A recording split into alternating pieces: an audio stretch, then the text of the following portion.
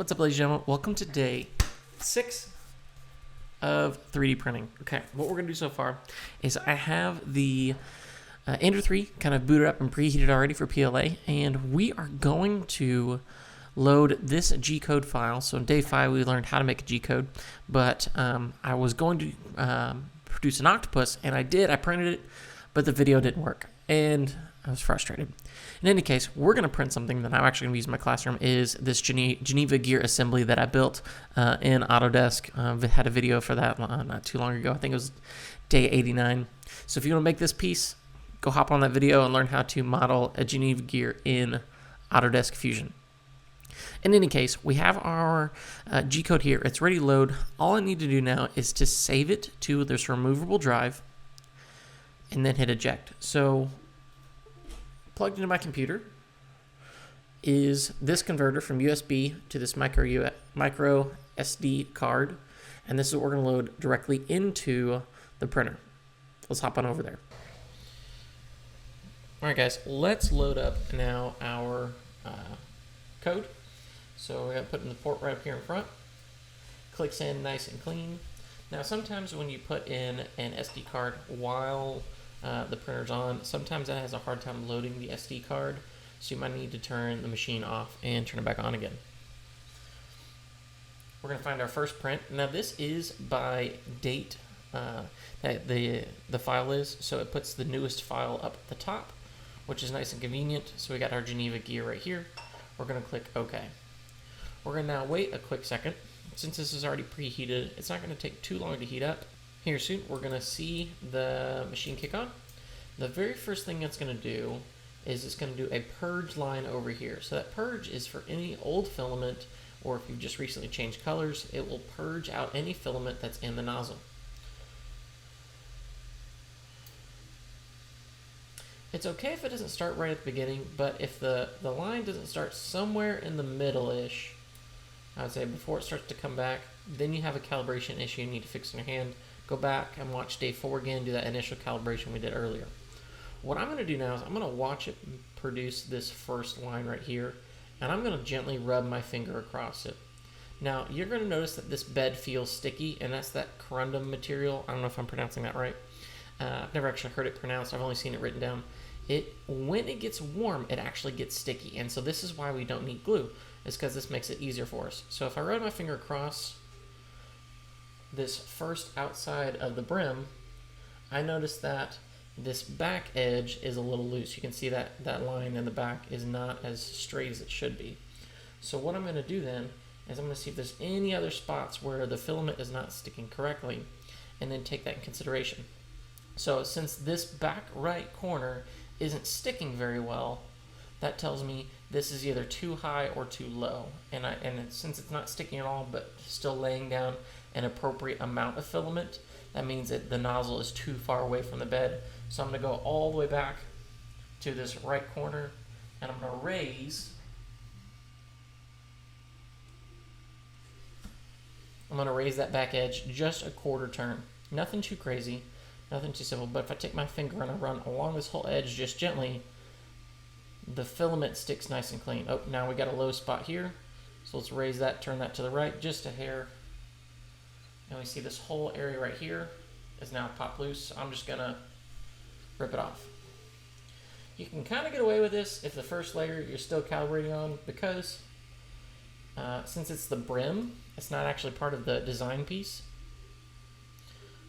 It just helps us getting our information down. Oh, now see I've gone too close, so I'm gonna lower this just a little bit, lower this just a little bit, and see how that does.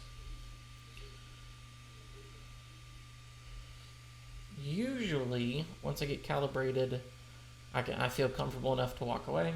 We're going to still keep an eye on this print. So it seems like I've gone too close now, so let's turn all these down just a hair.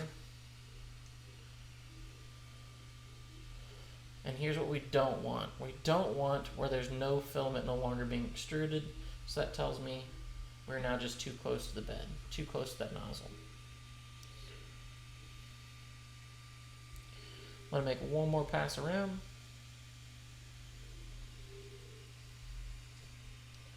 Let's go to the left again. Let's to the left, to the left. And this typically looks like what my calibration process looks like for a first print on a recently calibrated machine.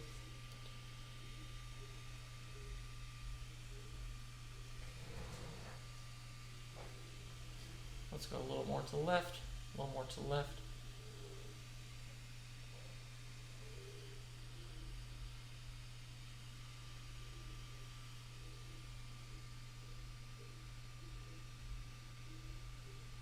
I thought about uploading like a time-lapse version of just this being calibrated, but I wanted to show you in real time what calibration looks like for me, just because it is and it can be a very frustrating process. But you're not doing anything wrong if it doesn't work perfectly the first time. There we go. See, now we're getting this line to come back in again. So that means I'm good to lower some more edges on this right side. The left side of this print is looking good. Since this left side is printing well and not the right side, that tells me this shouldn't be a filament issue. We don't have a clogged extruder or anything. Instead, what this should be is that we just have a leveling issue. If you, for the life of you, can't get any filament to come out, you might have a clogged nozzle. More on that later. But since this is a new printer, we shouldn't have a clogged nozzle at all. We just have a little bit of a leveling issue. There we go. So we keep lowering, and now we have a little bit of filament coming out of this brim over here. Looks a whole lot better. I'm going to hope that this is going to be the last little bit, and I think we're comfortable enough to walk away. Almost. I'm just going to do just this bottom corner just a hair more. And now we see we have a line of filament that is going all the way around. If I rub my finger across it, none of it comes up. We're looking pretty good here. Okay, guys, that's it. I think this is going to be calibrated enough and good enough for me to walk away. So we're going to check on it here in about 15 minutes just to make sure that this first layer prints off well. Because if this first layer does not print correctly, the whole thing's a wash. Might as well just start the whole thing all over again. All right, let's check on it in 15 minutes. All right, guys, let's talk about a couple things as that's printing. One, when it comes to the calibration of that first layer, what you want is you want a good smush. Now, if you have too little of a smush on that first layer, it's basically what is the distance between the nozzle and that print bed. If the smush isn't enough, what essentially is you're laying a bead of filament on top of the bed, not into it.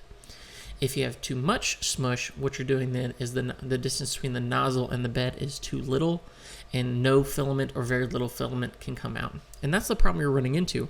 On that right side, you could see that there was very little filament coming out and that the bed was too close. So then we turned the screws to the counterclockwise direction.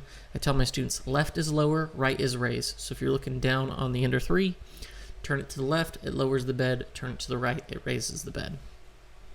You can kind of see a little bit on the brim. If we look at this bottom right side of the brim, you can see that the filament is really, really thin. And so there's almost too much of a smush layer on that bottom right-hand side. Now, if this was a part that was going to be aesthetically pleasing or supposed to be for the design or the finish of it, I probably would not be okay with this print. However, since it's for more of a function and it's not necessarily to look good, I'm going to keep it as is and then just continue on. What you want is what more looks like on the top left side of that print so far. As you can see, it has a good smush layer. I couldn't rub my finger across it. It couldn't peel off the bed accidentally. And it's got a good solid color to it. There's no transparency. So what you're shooting for is kind of that sweet spot in between. Not too close, but not too far. What I tend to go with is just a little bit to err on the side of safety. I go a little bit too close rather than a little bit too far. Because what I would prefer is that the print sticks well rather than looks well. I want to be able to confidently walk away from this and check on it only every hour or so just to make sure that everything's okay. If this was a tall print where I would consider a dangerous print or a print that's most likely to fail, I would keep an eye on it more consistently. But since these are two relatively flat parts with some pegs that stick up, I think they're going to be okay, and I would be very, very comfortable leaving this alone for a few hours. A couple things you might have noticed, there are some upgrades between day 5 and day 6. So we have this in a little bit of a cage. I'm going to talk more about that cage later, along with some clips you can also see on the bed as well. Those aren't hugely important, especially if the temperature of the room you're in is a little more regulated, but I ran into some issues and I found out I just wanted to try this cage. More on that later. Okay, guys, in any case, if you have any questions, feel free to reach out. I'd love to help you out. Go ahead and look at these time lapses on your way out, and I'll catch you guys on the next video. Take care.